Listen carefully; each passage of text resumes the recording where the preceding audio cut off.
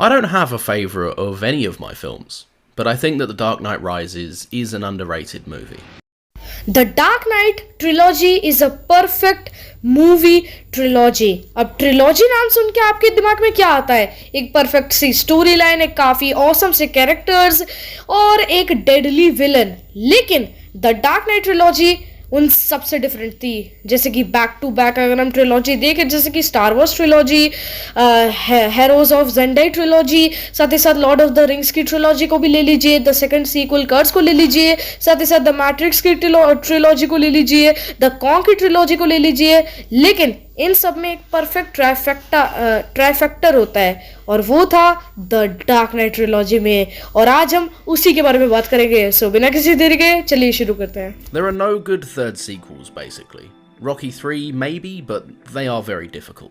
Christopher Nolan's Batman trilogy is the best ever trilogy made.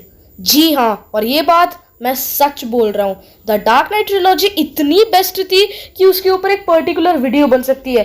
लेकिन यहाँ पे मैं द डार्क नाइट ट्रिलॉजी के बारे में बात करने नहीं आया हूँ। मैं ये बात करने आया हूँ कि द डार्क नाइट राइजेस इतनी अंडररेटेड मूवी क्यों थी, जबकि इस मूवी को उतना अंडररेटेड नहीं होना चाहिए था, क्योंकि द डार्क नाइट ट्रिलॉजी की सबसे कमजोर मूवी थी द डार्क नाइट राइजेस। मैं उसी के बारे में बात करने आया हूँ कि द डार्क नाइट राइजेस इतनी अंडररेटेड मूवी क्यों थी। और हाँ, जो लोग सोच रहे हैं यहाँ पे मैं द डार्क नाइट और द डार्क नाइट राइजेस का कंपैरिजन करूंगा, तो बिल्कुल नहीं। मैं यहाँ बताने आया हूँ अपने opinion the dark night rises से डिपेंड कि वो इतनी अंडररेटेड मूवी क्यों थी।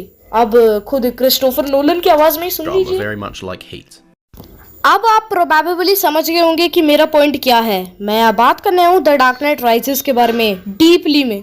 तो अगर आपको द डार्क नाइट ट्रिलॉजी पसंद है तो आप इस वीडियो को कंटिन्यू कर सकते हो, या अगर आप द डार्क नाइट ट्रिलॉजी के बारे में कुछ भी नहीं जानते तो हमें कमेंट्स में ज़रूर बताना। हम इसके बारे में एक अलग वीडियो ज़रूर बनाएंगे। फिलहाल के लिए इस वीडियो में आगे बढ़ते हैं। तो the dark night rises the dark night trilogy की तीसरी और लास्ट मूवी थी, लेकिन क्रिस्टोफर नोलन इस मूवी से कुछ ज़्यादा खुश नहीं हुए, बिकॉज उनको जो कलेक्शन और क्रिटिक्स रिव्यूज चाहिए थे वो उनको मिले नहीं।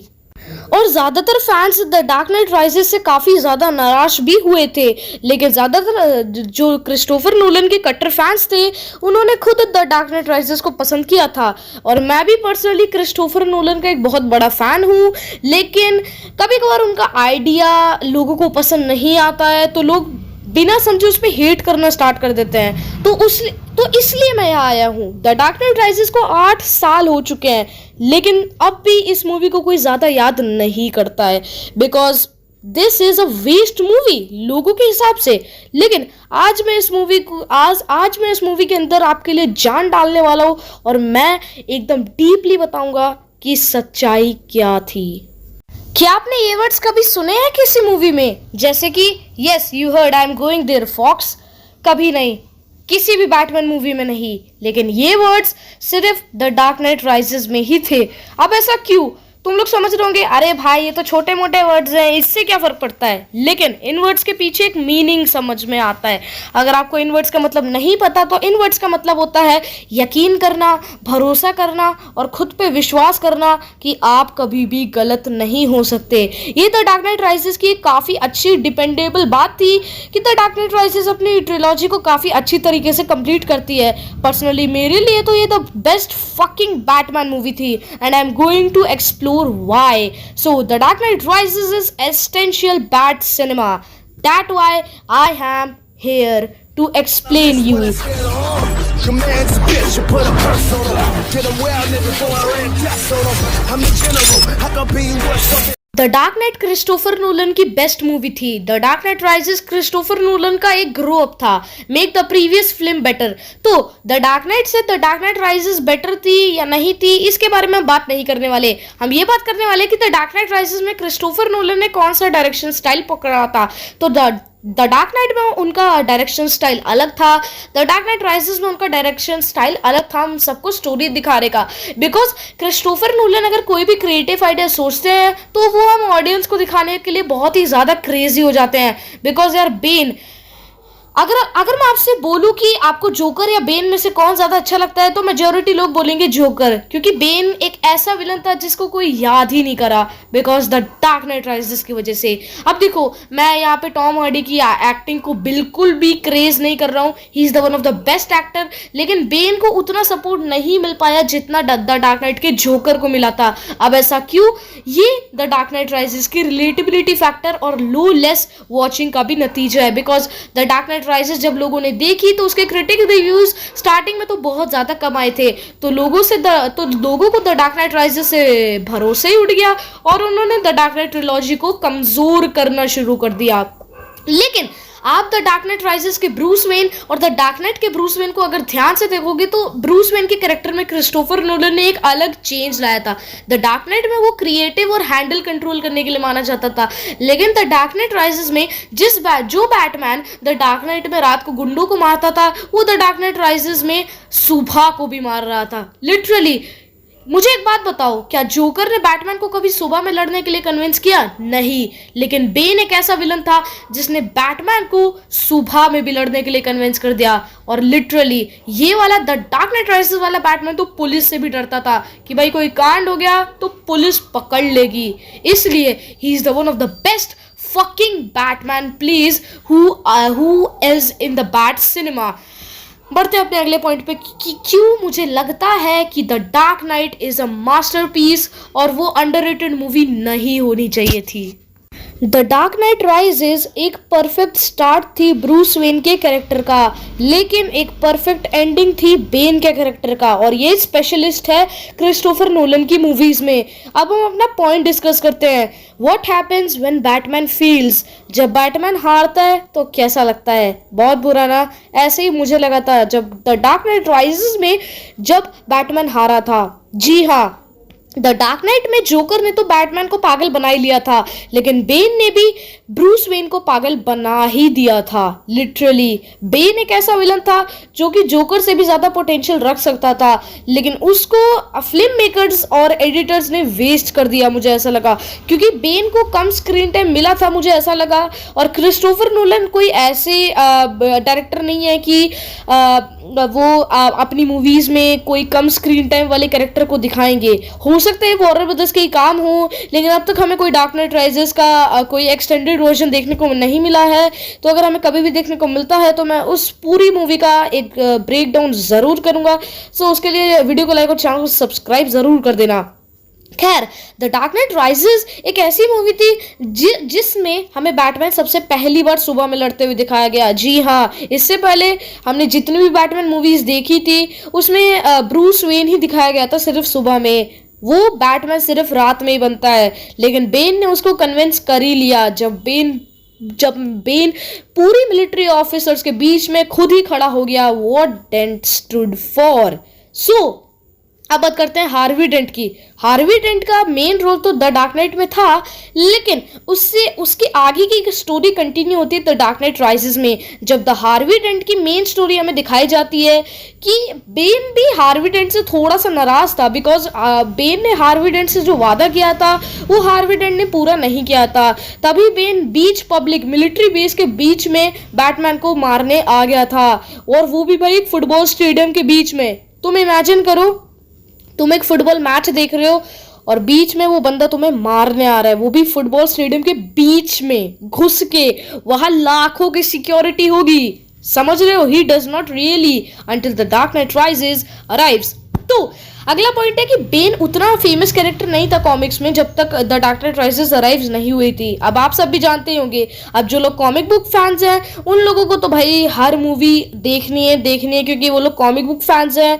और सुपर भाई हमारे अमन सिन्हा भाई ने भी ये बात कही थी कि कॉमिक बुक फैंस के लिए हर एक मूवी देखना बहुत ज़्यादा इंपॉर्टेंट है। पर्सनली मैं खुद एक कॉमिक बुक फैन हूँ, इसलिए मेरे लिए तो कोई भी मूवी छोड़ना पाप की तरह होगा।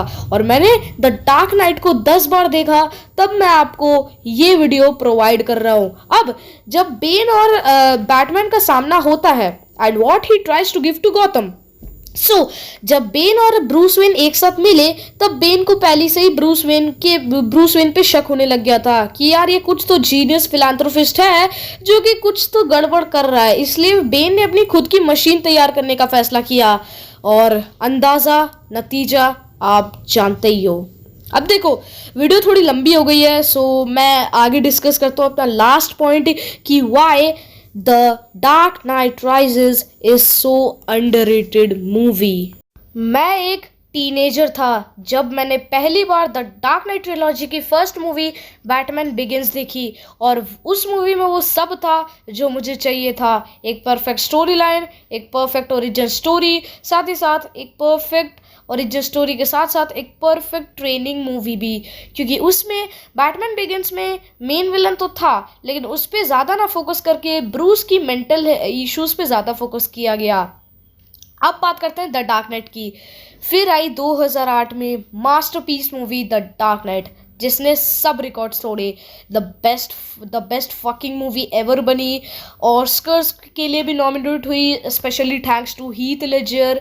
एंड मैंने मूवी को काफ़ी ज़्यादा एंजॉय किया था। स्पेशली मैंने मूवी के लिए पैसे तक जमा करे थे और मैं खुद बोलता था कि काश एक बार द डार्क नाइट देखने को मिल जाए। मैं उस टाइम बहुत बहुत ज़्यादा छोटा था लेकिन दिल में सिर्फ हीथ लेजर का जोकर का दीवाना था। सो अब आते हैं, मैं थोड़ा इमोशनल हो रहा हूँ वीडियो बनाते हुए, तो अब आते हैं फाइनल पे यानी कि द डार्क नाइट राइजेस पे। अब द डार्क नाइट राइजेस मेरे लिए तो ओवरऑल 100 आउट ऑफ 100 क्या 100 आउट ऑफ 500 दे दूंगा, तब भी कोई प्रॉब्लम नहीं है मेरे लिए कि ये एक कमाल का एक्सपीरियंस थी जब मैंने द डार्क नाइट राइजेस को पहली बार देखा। सो मैंने कहा यार Christopher Nolan he is the best film maker ever, best film maker ever. जी हाँ, मैं झूठ नहीं बोल रहा। और मैं आपको पर्सनली रिकमेंड करूँगा कि अगर आपने क्रिस्टोफर नोलन की पुरानी मूवीज़ नहीं देखी हैं सो आप उनको ज़रूर देखना, आपको बहुत मज़ा आएगा। That's where really a heartbreaking always, क्योंकि क्रिस्टोफर नोलन की मूवीज़ में आईमैक्स सीन्स भी होते हैं जो कि हमें नॉर्मल स्क्रीन में भी देखने को मिल जाते हैं। एंड क्रिस्टोफर नोलन अपनी मूवीज़ में बहुत सारे आईमैक्स सीन्स को शूट करते हैं, लिटरली बहुत सारे। अब पूरी मूवी तो आईमैक्स में शूट करना इम्पॉसिबल है लेकिन हाफ मूवी तो वो आईमैक्स में शूट कर ही लेते हैं। So hands off to Christopher Nolan कि उन्होंने इतनी कमाल की द डार्क नाइट ट्रिलॉजी हमारे सामने लाई। तो गाइस ये थे मेरे पॉइंट्स, आपके क्या थॉट्स हैं? क्या आप भी मेरी तरह द डार्क नाइट राइजेस को पसंद करते हो या आपके थॉट्स कुछ अलग हैं, या आप मेरे डिसीजन से डिसएग्री करते हो और आपके लिए द डार्क नाइट राइजेस एक अच्छी मूवी नहीं थी? मेरे लिए तो एक बहुत अच्छी मूवी थी और मैं बहुत टाइम से सोच रहा था इस वीडियो को बनाने का। Always acts is like an always personalise recommendation. मैं बहुत टाइम से सोच रहा था इस वीडियो को बनाने का लेकिन टाइम पे टाइम नहीं मिल रहा जा रहा था मुझे, एंड मेरे एग्जाम्स भी चल रहे थे बीच में जैसे कि मैंने आपको बताया ही था अपने वीडियो में। लेकिन अब मुझे टाइम मिला और मैंने सोचा कि अपना पर्सनल एक्सपीरियंस आपके साथ शेयर किया जाए। सो आई होप कि आपको ये वीडियो अच्छी लगी होगी। वीडियो थोड़ी लंबी ज़रूर होगी लेकिन आपको मज़ा ज़रूर आया होगा। सो अगर आपको ये वीडियो अच्छी लगी तो इस वीडियो को लाइक ज़रूर कर देना, चैनल को सब्सक्राइब कर देना। एंड अगर आपको ऐसी वीडियोस देखनी है सो मुझे कमेंट्स में ज़रूर बताना। एंड मैं अगली वीडियो बनाऊंगा मून नाइट के ऊपर, सो मुझे कमेंट्स में सजेशंस देना कि मैं मून नाइट पे भी बना सकता हूँ और किसी और पे भी बना सकता हूँ। सो मुझे सजेशंस प्लीज़ देना कमेंट सेक्शन में। क्या मैं मून नाइट के एपिसोड 1 का ब्रेकडाउन बनाऊँ या फिर मैं RRR मूवी का रिव्यू करूँ, क्योंकि अभी जब मैं ये वीडियो रिकॉर्ड कर रहा हूँ तो 24 मार्च है। पता नहीं ये वीडियो कब तक अपलोड होगी लेकिन कल RRR मूवी आ रही है, मैं सोच रहा हूँ उसका रिव्यू करने का। तो मुझे कमेंट्स में ज़रूर बताना। साथ ही साथ अगर आपको ये वीडियो अच्छी लगी तो इस वीडियो को लाइक करें, चैनल पे नए हो तो चैनल को सब्सक्राइब करें। टिल देन मैं मिलता हूँ आपसे अगली वीडियो में, तब तक के लिए गुड बाय, टेक केयर।